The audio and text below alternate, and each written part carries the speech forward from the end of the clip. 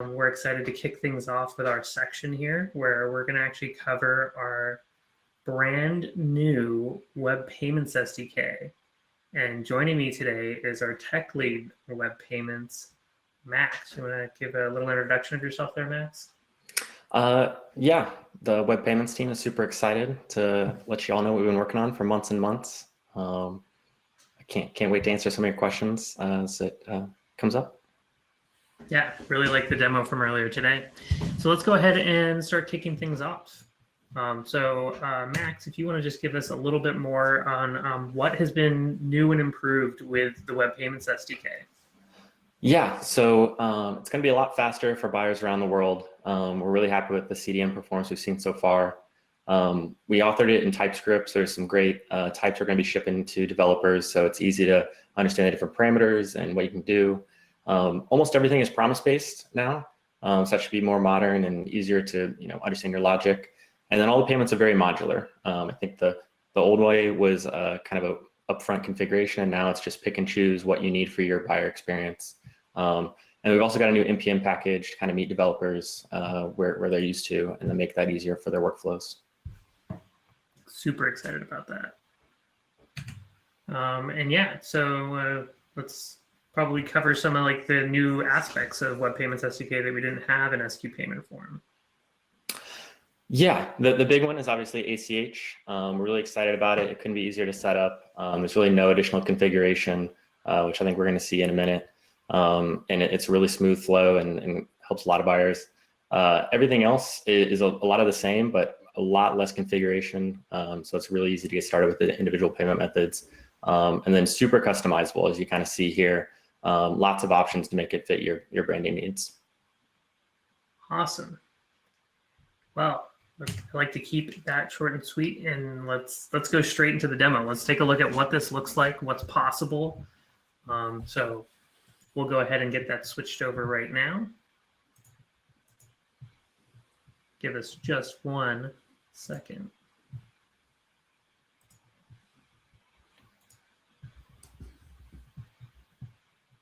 Great. All right.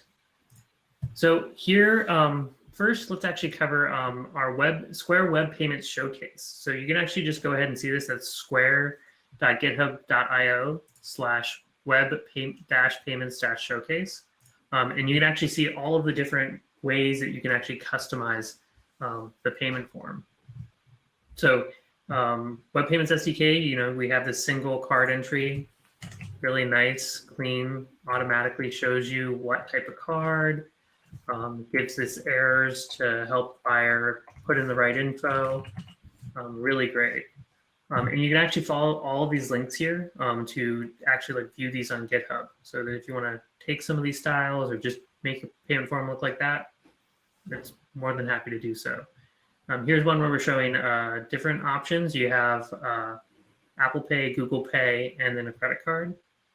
And then here, going with a little bit of a dark mode theme, where you can do all of your other buyer info of name, phone, email. And then here we're kind of just showing the smorgasbord, everything that's possible. You can do a card, you can have one that's on file, this is showing a credit debit, Apple Pay, Google Pay, and the new ACH bank transfer. So be sure to go check out our showcase here. We'll happily talk about this more in the developer lounge if you want to dive into this a little bit further, or you want links to all these things to be a little bit easier to follow. We're happy to share those. So I'll go ahead and start showing what this, how to actually get started with this. I also want to plug that we just recently released a tutorial video on our Square Developer YouTube channel. You're welcome to go check that out. But here I'm just going to kind of walk through all the different payment options. So to kick it off, we're going to start off with the tried and true card. So to get started, you want to be sure to provide a script tag at the top of the HTML page where you're wanting to render the Web Payments SDK. So here you can see I'm using Sandbox, and so I'm just going to go ahead and plug the script at the top. And then I just have a couple of elements here, and these are just going to be the ones that I'm either attaching event listeners to, or I'm going to be actually attaching the payment form for a credit card onto in the DOM. And so here I just have immediately invoked function, just so that I can use the async functionality of Square Web Payments SDK. And so to kick it off, we want to initialize the Web Payments SDK. So the first thing we're going to do is we're going to call square.payments, assign that to the payments variable, and then we're passing in our app ID and then our location ID. Now, it's not necessary for every payment method in order to provide the location ID, but if you're wanting to support multiple types, certain payment methods do require that you provide the location ID. So it's always a pretty good practice to actually be providing that location ID whenever possible. But I just want to preface it. There are some instances where maybe you don't want to be grabbing that or whatever. Like for a card, you can actually kind of get away with this. But best practice, make sure that you're providing that in there. We'll kind of skip over this for now because I'm going to cover that in just a second. And then here in our try-catch block, we are pulling in the card object. So we're just going to wait on payments.card, and then we're passing in our card options. So for the card options, this is it's an optional parameter to pass into the card method. But this is going to allow you to style your payment form to whatever it is that you want to match. And I think Max can keep me a little bit honest here. I think there's also some other options in there to change kind of like a little bit of the behaviors, but most of the stuff you're going to get out of the box is going to be automatic. Yeah, really styles is what we hope developers focus on for their branding. One we're really excited about is some new media query support, which really help you for mobile devices or tablets. But yeah, just focus on the styles and we kind of take care of everything else out of the box. Awesome. And so after we have our card object initialized, next thing we want to do is that we want to attach this to the DOM. So here we're just going to wait on card.attach, and then we're passing in the ID of the DOM element that we were going to replace or essentially attach the card object to. So here I just have a div, it has the ID card, so I'm just going to pass that in. Then in order to tokenize the information, so when we understand that the buyers entered all their information into the form, we need to know when are we going to actually take that information and tell Square servers like, hey, I want to go ahead and tokenize that and use that. So here we're just adding an event listener. It's going to listen for a click, and then within there, I'm actually calling the tokenize method. So I'm just creating this variable result and awaiting on card.tokenize. And then I'm going to just alert this. So let's go ahead and just take a look at what this looks like. So I'm just going to enter the sandbox test credit card number. And you can see that if I click pay, we see a result back. So I have a token, and then I can actually use this token to send to my backend to process a payment with the payments API. Or you can choose to store it on file and store it to a customer profile. So that shows a card. So let's actually go dive into the newer stuff with ACH bank transfer. So we'll go ahead and go over to our ACH form. You can see pretty simple setup here. We just have a field for putting an account holder name and a button. If we look over on the left, we're going to do the same exact initialization. We're including the script tag, and then we're initializing with our app ID and our location ID. Now, it is important to point out in this instance, we do need to have a location ID specified. So again, that's why it's always important to provide this when you have it. And same exact kind of process, we're going to initialize the ACH. We're actually going to pull in the ACH object here. And so here, all we have to do is just await on payments.ach. And so now we have our object. Then we want to be able to know when should we start the entire payment flow for getting all of the account details. And so for that, we're just going to, again, have an event listener listening for a click on this pay button. And a key difference here is that there's actually a hard requirement here for when you are tokenizing that you need to capture an account holder name. And so as part of that, you might already have the customer or the buyer's name in this instance, like with a customer profile. You can just kind of put it in there. So you don't even really need to have this field. But in this instance, for a demo, we're actually just going to have somebody put in a name here in this field, and then we're just going to tokenize it. And again, just alerting to show what the results of that looks like. So let's take a look at what this actually looks like in the entire flow. So I'm just going to put my name in there, and then I'm going to click pay, and then we can see it's going to actually put us through this entire modal. So it's just going to run us through the entire Plaid flow, and then we can actually use some test credentials to log into a bank account. You can find more details in our docs about what credentials to use in this instance, but user_good and pass_good are what you can use in Sandbox in order to find a test account in order to go through the entire flow. So I'm going to go ahead and submit, and then we can see our test bank account checking and savings. I'm going to go ahead and click on the checking and continue. It redirects us back to our page, and we can see that we have all the details here. So we have the bank account info, we see it's ACH, and then now we have this new token for a bank account. So now we can use that for charging with the payments API. And instead of charging a credit card, we're actually doing an ACH charge to that bank account. So that covers our brand new ACH bank transfers. So let's go ahead and start taking a look at digital wallets. So first, we're going to go ahead and go to Google Pay. So again, this is going to seem like I'm just doing stuff on repeat. This is like how wonderful the new Web Payments SDK is and how modular it is. We're going to do the same exact kind of initialization. We include the script tag. We can initialize it using the app ID and the location ID. And actually, this is probably a good time to even plug that. If I were, this is a good question for you, Max. If I were to initialize the Web Payments SDK just this once, can I get away with actually pulling each one of these out from that same initialization? Yeah, absolutely.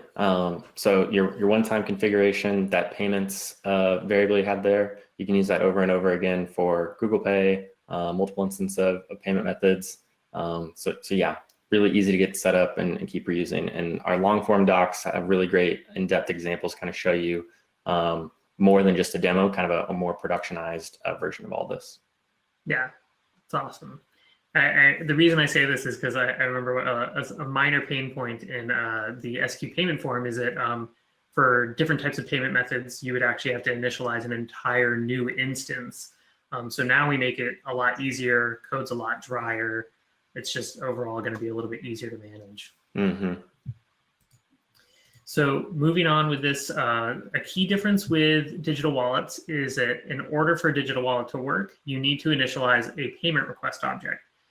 So the payment request object is how you specify in the flow with either Google Pay or Apple Pay what is displayed back to the user.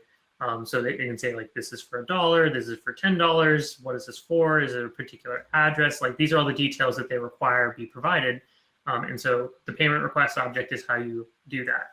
And so we can initialize our Google Pay object by awaiting on payments.googlepay. And then we're just going to go ahead and pass in our payment request. So you can see here, we're just doing an amount of $1 and it's going to be in US and USD. Then, for the Google Pay payment flow, we're going to go ahead and attach the Google Pay button to the flow here.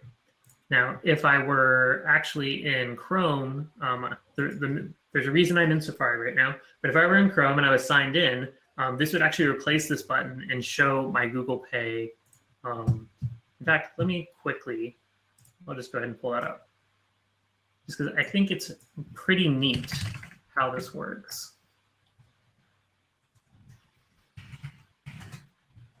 We'll go ahead and resize this window. And I will just show you that in Google Pay, now we can actually see that the button is actually rendering, it's showing the last four of a credit card. So like, you know, it already prompts me to understand, hey, I already have a card, like a card in my wallet. I can go ahead and click this and just easily check out. And that's like one of the key benefits of using digital wallets is that it's a really seamless payment flow for buyers. You don't have to enter anything. You can just go ahead and run through the confirmation prompts. And so after that's attached to the DOM, just like before, we're going to do our event listener. We're going to listen for a click, and then we're going to call our tokenize. And so we can see when we click here, it's going to pull up a flow. I'm going to pull that over here. I'm not going to go through this entire flow right here. In fact, I can go, let's go ahead and see if we get a cancel. So it's one part that I always, so we will actually show what that looks like really quick. I just doing this in Chrome. So if I size that up, we can see that it's rendering. I can click this. It'll show all of like the usual things you would see in a Google Pay flow. And I can say, I'm going to go ahead and pay $1. And then we can see our response back. And so we can see that we have a token with what we can send to the backend. So that covers Google Pay. Let's go straight over into Apple Pay. Now, one thing that's a little bit unique about Apple Pay, if anybody here has ever actually tried to set up Apple Pay, is that you actually have to go through a couple extra steps. So you want to be sure that you go into your developer dashboard, and you're going to have to add in a domain and then you have to host a particular file at a location. This is what verifies the domain with Apple and then allows you to be able to do Apple Pay. And so I've already gone through all these steps. I highly encourage you to go through the developer documentation to learn more about getting set up on that. But I already set this up on a domain here. I'm using a glitch site where I was able to add this all in. And so let's, so you can see the button rendering over here, but I will reiterate same exact steps as before: script tag, initialize, app ID, location ID. We're doing our payment request object. And then we're going to initialize Apple Pay by passing that in. Now, the thing that's a little bit different here between Apple Pay and Google Pay is Apple Pay doesn't actually have us attaching it to the DOM. You'll kind of learn in the developer docs that you can actually specify with particular CSS tags to say like, hey, this is an Apple Pay button. So when they're in Safari, it will show like the correct formatting of this, which is really nice. And so all we're going to do is add an event listener, and then we're going to call tokenize on it when somebody clicks. And so if we click, we can actually see that we're going to buy with Apple Pay. And we can see we're getting our regular flow. We can see my cash card in there. I'll go ahead and confirm with my Apple Watch. And then we should be able to see our response back. So we can see all this wonderful info, and we got our token again. So that makes it super easy to do Apple Pay and Google Pay. And so that covers digital wallets. And then our final option that we're going to cover here is gift cards. So let's go back over.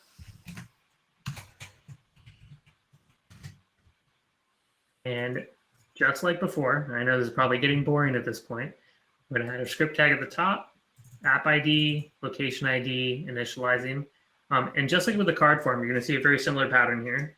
We have gift card options, and then these are what you pass in to stylize your gift card form.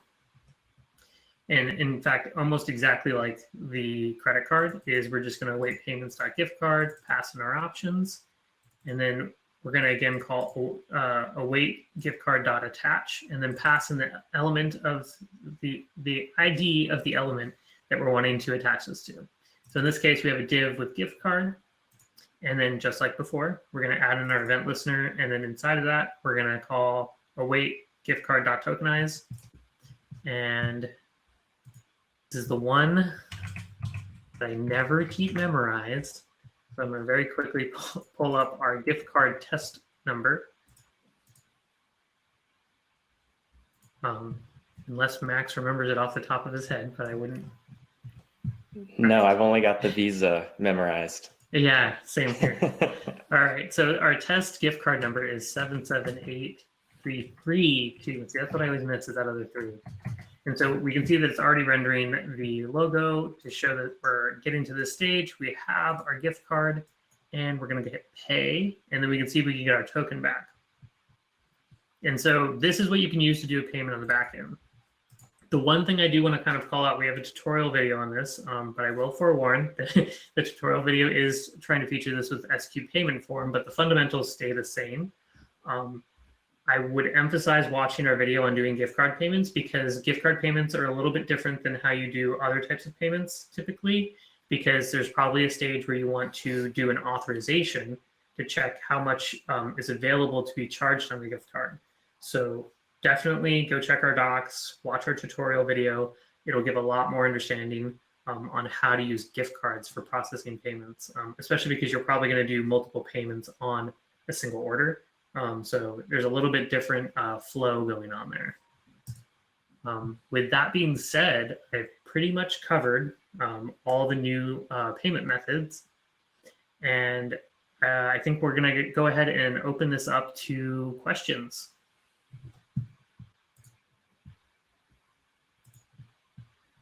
All right, so we have a question here from Jocelyn that says, can you do the same for ACH so things like recurring payments are possible?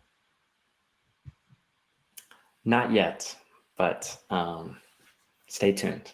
Yeah, definitely stay tuned on that. We have another question here from Carlos. Oh no, I think that's an answer there. It says you may save a card from Google Pay by doing it direct and having a PCI 1 level 1 attestation.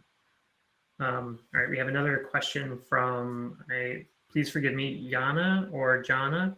Will ACH be available in the Square API anytime soon? So the really good news is your existing server implementation doesn't need any changes to it. That token that you send through a source ID and V2 payments call, use this new token and it'll work the exact same way. So nothing to change there. Same application, same server. Awesome. I actually, in the lounge earlier, I got that same exact question, and I assured them, I was like, you can change out SQ payment form with Web Payments SDK, and you're just going to use these tokens in your source. You're not really having to update what version of the SDK you're using, what version of the API you're using. This is just a front-end update that you would have to do. Yes, similarly for Apple Pay, we mentioned earlier, if your domain's already registered, it's going to work right out of the box. Great. And then we have a question from Hugh. Do these methods use SQ payment form object at all? No. Brand new script, brand new objects. Yeah. You're going to have to be sure that you're loading a different URL for that script tag that I kept hammering over and over and over again in the demo. But yes, it's going to be pulling in different JavaScript, and it's not going to use any of the same methods. And then we had a question in the Q&A from Kim. It says, these demos are awesome. Are they available as walkthroughs in the documentation? We've got some awesome walkthroughs. Yes, very detailed every step of the way. The source is on GitHub, so it's easy to copy and paste, follow along. Yeah, I think you're going to love them. Yeah. And I would actually say that the demos that the Web Payments team has built, so some of the stuff that you've seen right now, this is what I built just for the tutorial video. These are very basic, very straightforward. I'm sure that there's many other things that you want to actually be implementing that they have in the quick start examples that are going to have like error handling and like other kinds of checks that you should probably be doing. These were just to show you how to get started and to get going really easily in Sandbox. But yes, you should look at the stuff that the Web Payments team built in the documentation for how to actually get something that's better for production. And then we have a question from Chris. What was the hardest part while building this new functionality? Ooh, that's a fun one.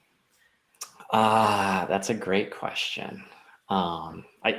We spent a lot of time as a team focusing on the developer experience. Is the API easy to understand? Can we develop patterns so that adding a new payment method isn't a foreign concept? It's a lot like you saw Moot go through, right? It's just the same pattern over and over again. And so hopefully that makes it easy to expand as we keep adding payment methods. Awesome. So we have a question from actually one of the other speakers. Is the Google Pay button with card info a default functionality? Yeah, that's a brand new feature from our partners at Google. It's really great and streamlined. It lets you know, hey, that's me. This is how I'm going to pay. And it works out of the box. There's nothing you need to do on our end. That's awesome. So far, it seems like the questions have kind of tapered off. And so I know that we are kind of shifting in the schedule here. So it looks like we might be able to give a little bit of extra time or let people catch up on the schedule. Again, if any other questions come up, please come into our lounges. We're there. We have people from the teams. We have developer advocates, product managers. The developer lounges are going to be just teaming with people to answer your questions. And we're happy to go into more detail about this. I will be in the building with Square APIs lounge. If you want to see any of these demos in more detail or have me walk through them, happy to do so. Huge thanks to Max for being here and answering all these questions, and a huge kudos to your team for building such an awesome SDK. Thanks for having us. We're super excited. We'll be around in the forums, chats, you name it, to help out and get everyone up and running. Awesome.